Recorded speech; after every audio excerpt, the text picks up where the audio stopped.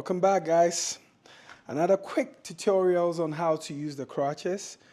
If you just had a knee replacement or patella tendon or ACL surgery, tips on how to use the crutch.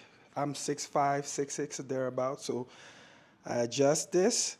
It's on 6'6", oops, 6'6" right now, but I adjust it to 6'5". The reason why you don't want it to be all the way in your armpit is because you can potentially have irritation of the skin, or you could even injure your pectoral muscle, because if you're walking far and your constant is all the way up there, it's gonna cause another injury that you don't want.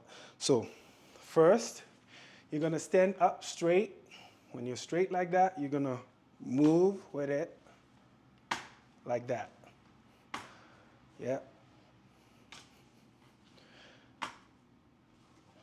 Make sure you're not like me in the beginning. This is how I used to do it. I used to go like this.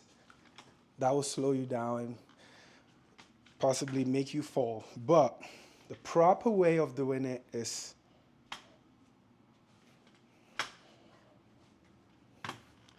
there you have it. Quick tutorials on how to use crutches.